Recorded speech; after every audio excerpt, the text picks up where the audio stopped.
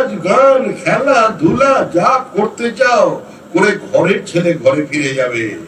এটা ধর্মশালা নয়, এটা কোঠা নয়, যার যখন খুশি ঢুকে পড়বে সেদিন বিজেপি করতে দেবে। এটা ডিলিট এন্ড ডেপোর্ট, চিহ্নিত করুন, নাম্বার দিন, তারপর পাঠিয়ে দিন যেখান থেকে এসেছে। এত বড় হৃদয় নিয়ে আমরা বসে নেই। আর ভোটার লিস্টটা তো দেখেছেন, এমন ভোটার লিস্ট কোথাও খুঁজে পাবে না তুমি। সকল রাজ্যের রানী সেজে আমার ভোটার তুমি। অপূর্ব। বাবার ছেলে বয়সের পার্থক্য 10, মানে 10 বছরের বাবা 9 বছর বয়স থেকেই, মানে দুরন্ত ছেলে, ভাবা যায়। দাদু খায় নাতি খায় বিস্কিটের অ্যাডভার্টাইজমেন্ট শুনেছিলেন। পশ্চিমবঙ্গের ভোটার লিস্ট দেখুন, দাদুর বয়স 42, নাতির বয়স 22, দুজনই ভোটার।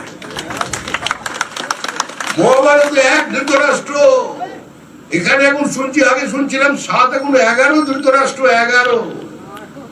মানে প্রোডাকশন করেই গেছেন একদম 3 মাস অন্তর অন্তর।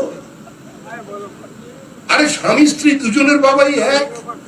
পশ্চিমবঙ্গের ভোটার লিস্টে ভাই বোনের বিয়ে, এগিয়ে বাংলা।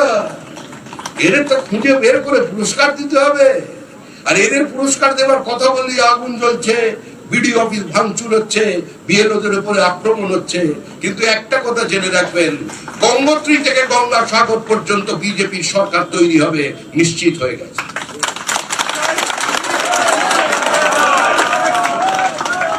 শ্যামাপ্রসাদের মাটিতে শ্যামাপ্রসাদের সরকার, কালের দেওয়াল লিখন, কেউ মুছতে পারবেন না পৃথিবীর।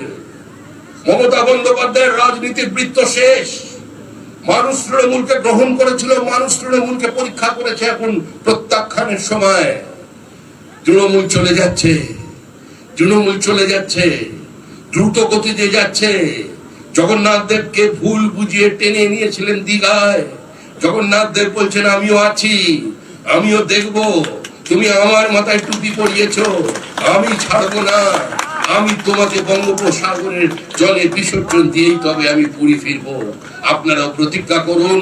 হরিশ্চন্দ্রপুরের মানুষ, মালদার মানুষ, এই মালদা একটা নির্দিষ্ট ভূমিকা পালন করেছিল স্বাধীনতার সময়।